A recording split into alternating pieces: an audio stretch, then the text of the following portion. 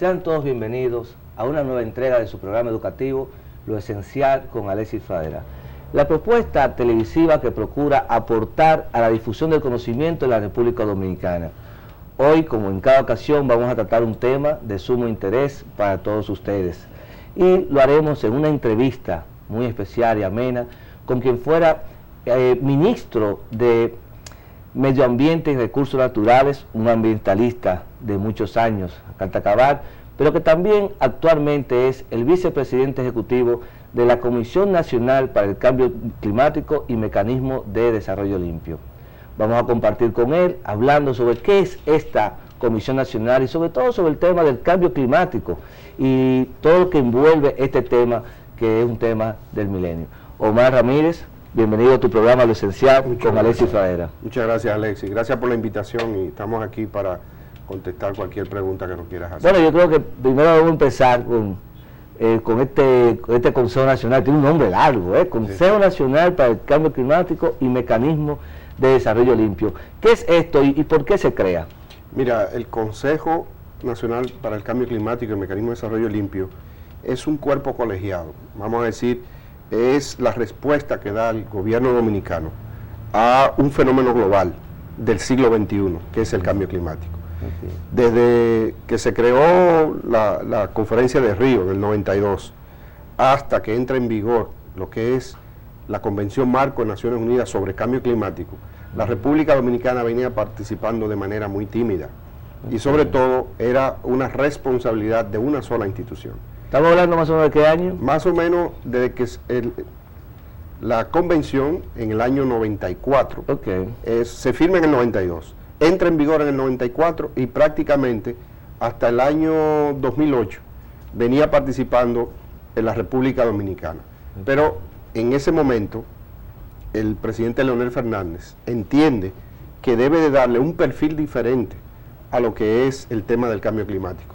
Y lo agrupa en el Consejo Nacional, que agrupa 8 ministerios, 4 instituciones descentralizadas del Estado y también 4 instituciones del sector privado que tienen incidencia en el tema. ¿Cuáles son los temas de cambio climático? Los dos grandes temas son la mitigación del fenómeno y la adaptación al fenómeno. Cuando yo hablo de la mitigación, es precisamente lo que causa el problema del calentamiento global, que son los gases de efecto invernadero.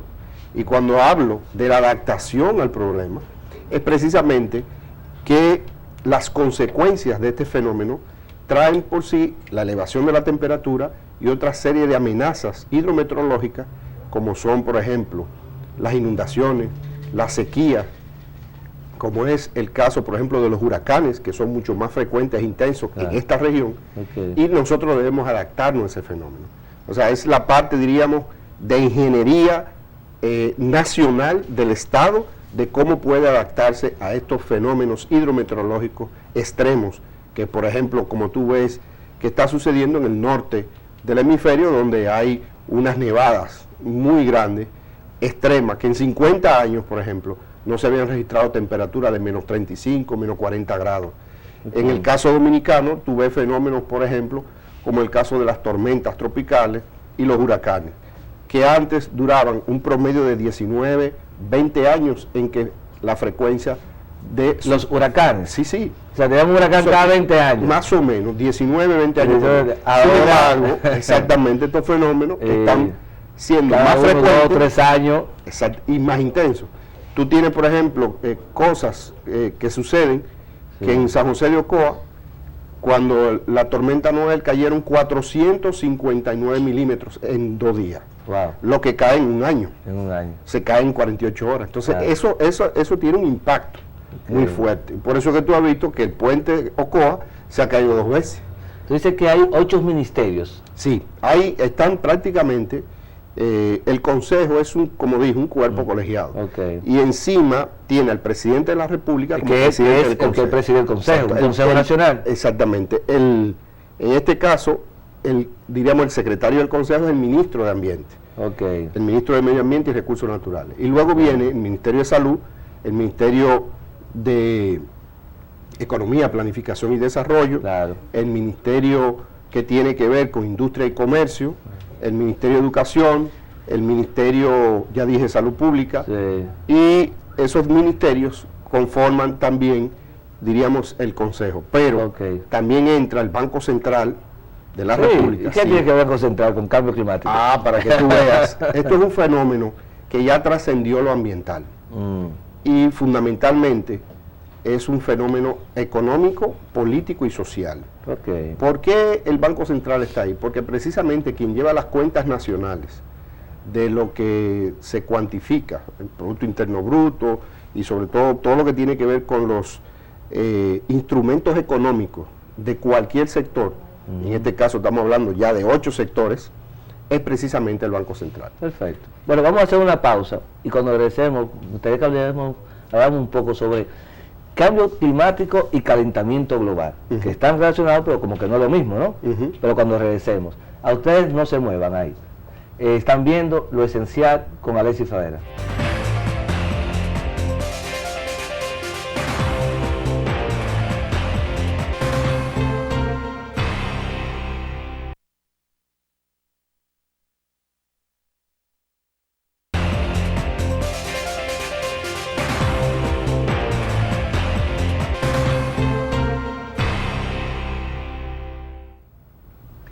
Regresamos con su programa educativo Lo Esencial con Alexis Fadera, en esta ocasión conversando con el licenciado Omar Ramírez, quien es vicepresidente ejecutivo del Consejo Nacional para el Cambio Climático y Mecanismo de Desarrollo Limpio. Omar, hablamos de que cambio climático y el tema del calentamiento global se relacionan, pero no es lo mismo. Y también, por otro lado, una equidad está el efecto invernadero. Vamos a hablar un poco de eso. Empecemos por el último. La Tierra se calienta y se enfría en todo lo que es su historia. Bueno, tú sabes muy bien que los dinosaurios desaparecieron por una temperatura extrema. Así es. Y entonces, precisamente, el sistema global está concebido y está articulado de manera que todo está conectado. Y la Tierra, por las diferentes posiciones de traslación y de rotación y de inclinación, tú tienes, por ejemplo, los veranos y los inviernos, y tienes la primavera y el otoño. Que yo las 4 estaciones. Que teníamos verano e invierno en el mundo completo al mismo tiempo. No. Hay verano un momento aquí. Exactamente. Otro. Por ejemplo, para los que viven en el hemisferio sur, el verano, el invierno de ellos es julio y agosto, que viene siendo el verano de nosotros. Nuestro verano. Que nosotros estamos en el hemisferio norte. Así es. Pero usualmente la gente asocia el invierno con la Navidad. Así es. Sin embargo, la Navidad para ellos no es.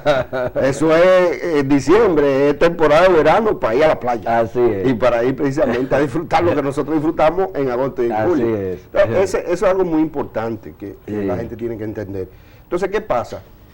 Este planeta es tan maravilloso por el efecto invernadero. ¿Qué es el efecto invernadero? Pero a veces uno piensa que el efecto invernadero es negativo. No, lo que son negativos son los gases de efecto invernadero. El efecto invernadero es lo más positivo que sucede en la Tierra y sucede solamente en la capa delgada de la Tierra de 10 kilómetros. O sea, del punto más bajo de la Tierra a 10 kilómetros más arriba de la atmósfera. Ahí es lo que se sucede, la vida. Eso que nosotros somos y lo que es la naturaleza y que ningún otro planeta todavía no ha demostrado tener. Fíjate si no lo hemos descubierto, ¿no? O no lo hemos descubierto. Si hay elementos, si hay cosas, sí, pero no como vida como la conocemos, solamente el planeta Tierra. Y el efecto invernadero tiene que ver precisamente con la termorregulación de la Tierra. ¿Qué es eso? Termorregulación de la Tierra, o sea, la regulación de la temperatura de la Tierra. Si no tuviéramos ese efecto invernadero, la temperatura fuera de menos 30 grados en cualquier punto de la Tierra.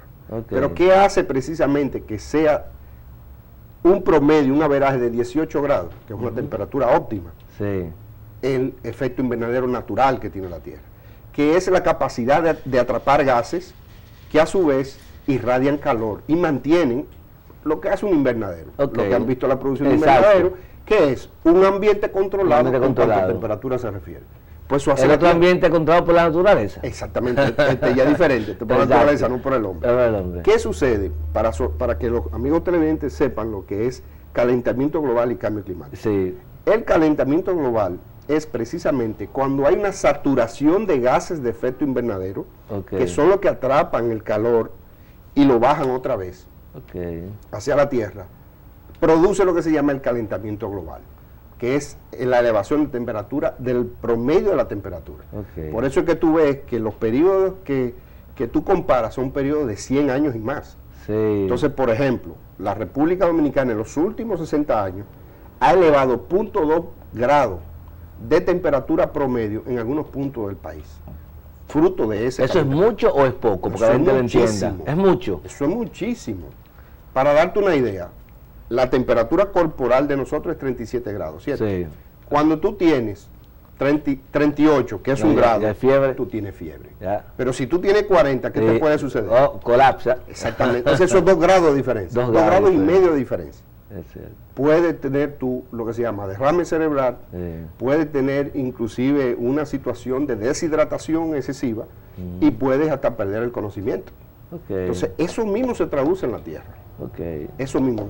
¿Por qué ahora los esfuerzos globales son para limitar la temperatura a 2 grados y que progresivamente disminuyamos a 1.5? Para eso está el Consejo Nacional. Para eso está el Consejo Nacional, que está conectado con una convención internacional. Okay. O sea, todos los esfuerzos a nivel nacional tienen una conexión internacional en la Convención Marco de Naciones Unidas. ¿Entramos tarde en esa convención o...? No, entramos bien. Entramos bien. Inclusive, República Dominicana ya es referente para la educación al cambio climático. Okay. Y ya hay proyectos que nosotros hemos ido por la tercera fase que van a ser replicados en Centroamérica. Okay. O sea que en ese sentido vamos muy bien. ¿Qué es precisamente lo que nosotros andamos buscando? Como convención y como Estado que participa en la conferencia de las partes, disminuir el incremento de temperatura a 2 o menos 1.5, okay, para que la Tierra pueda termorregularse mucho mejor y que no haya lo que significa cambio climático. Ya te hablé de lo que es la parte del calentamiento global, que fue lo que describió Al Gore, sí, que el mérito de tener un premio Nobel. Así es. Y demás. Y luego, el cambio climático es fruto del calentamiento global. Okay. ¿A qué se llama cambio climático? A la variación de la temperatura normal que tiene la Tierra, más aquella producida por los seres humanos de manera directa o indirectamente. Pero el Consejo no es solamente cambio climático, el Consejo también es mecanismo de desarrollo limpio. Sí. Vamos a hablar de eso después de la pausa. A ustedes no se muevan de ahí, que seguimos con su programa educativo Lo Esencial con Alexis Fradera.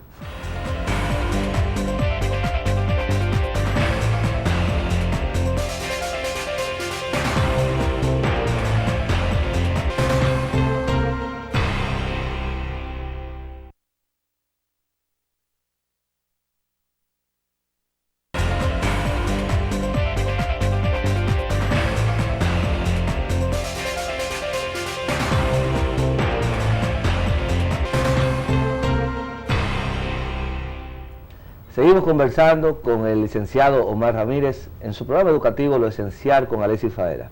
En esta ocasión dedicado al Consejo Nacional para el Cambio Climático y Mecanismo de Desarrollo Limpio. Y precisamente vamos a hablar sobre ese tema, Mecanismo de Desarrollo Limpio. Omar, ¿qué es eso? Sí. ¿Con qué se come esa? Bien, mira, precisamente te hablaba al principio de lo que es el cambio climático. La respuesta al cambio climático se hace a través de acciones innovadoras de tecnología. Okay. En este caso, las acciones innovadoras tecnológicas vienen asociadas, una de ellas, son 3 mecanismos, el mecanismo de desarrollo limpio, okay, que inició en el 2005, se aprobó y fue una iniciativa precisamente que los Estados partes aprobaron como una forma. ¿Qué es el mecanismo de desarrollo limpio? O sea, ya todo aquel país desarrollado, que son 37, tiene que reducir sus emisiones de gases de efecto invernadero. Sí. Para reducirlo lo tiene de 2 formas. Lo hace en su territorio, de manera propia, y también lo puede hacer asociado a otro estado que no es un país desarrollado, sino en vía de desarrollo, como la República Dominicana, invierte aquí y las emisiones que se evitan o se reducen por esa tecnología se le contabilizan a ellos, no a nosotros. No a nosotros. Pero ¿cuál es la ventaja? Que nosotros estamos aplicando una tecnología, por ejemplo, los molinos de viento.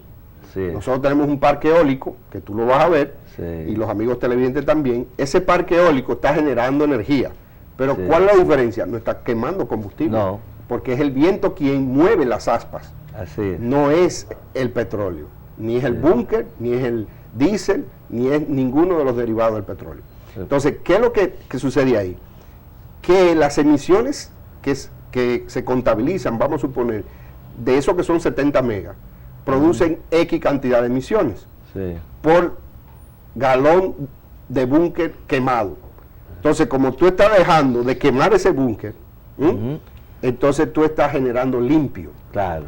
Esa generación se le contabiliza, esa dejar de emisión se le contabiliza al país, pero ese país vende esos bonos de carbono y la República Dominicana lo puede comprar. Ok. Entonces, ¿cuáles son esos mecanismos? O sea, bueno, es un mecanismo financiero que al mismo tiempo beneficia, en este caso, al promotor privado del proyecto. Puedo decir, no sé si puedo decir la empresa, benefició a Eje Jaina. Claro. ¿Por qué? Porque montó un parque eólico de 70 megas y puso a disposición unos bonos de carbono por esas emisiones, y entonces se le paga a Eje Jaina anualmente por las emisiones que se le contabilizan. El tema mecanismo de desarrollo limpio tiene algo que ver con el tema de economía verde. Claro que sí. Tú sabes que la economía verde, aunque todavía no está totalmente, diríamos, asimilado por Naciones Unidas, sí hubo un planteamiento en el 2012, en lo que fue Río +20, y economía verde tiene que ver precisamente con un nuevo concepto económico. Es toda la economía alrededor de las tecnologías verdes, y sobre todo que tiene como filosofía estar asociada y en armonía con la naturaleza. Claro.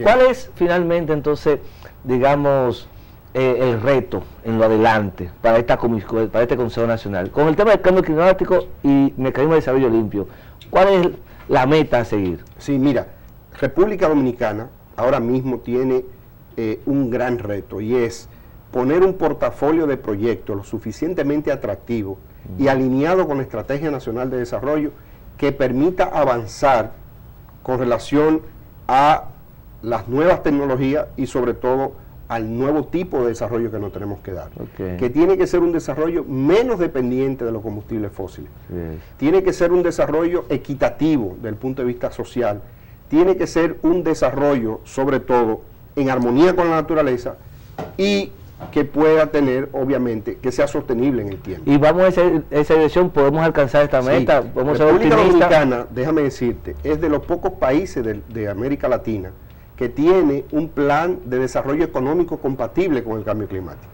Nosotros queremos la meta de crecer, nuestro PIB llevarlo de 5.200 per cápita a 12.500 per cápita, pero sobre todo queremos seguir desarrollándonos, emitiendo menos. ¿Y eso se puede alcanzar en qué tiempo, tu proyecto? Al 2030. Al 2030. O sea, estamos hablando en los próximos 15 años. En base a la Estrategia Nacional de Desarrollo. Exactamente, articulada con la Estrategia. Omar, gracias por sacarle tu tiempo. No, gracias. Seguro que vamos a seguir abordando este tema más adelante. A ustedes, pues agradecerles que hayan dedicado su tiempo a compartir en este espacio lo esencial con Alexis Fadera, y como siempre les invitamos al próximo domingo seguirnos en un nuevo programa que seguro será para el disfrute y provecho de todos ustedes. Muchas gracias y buenas noches.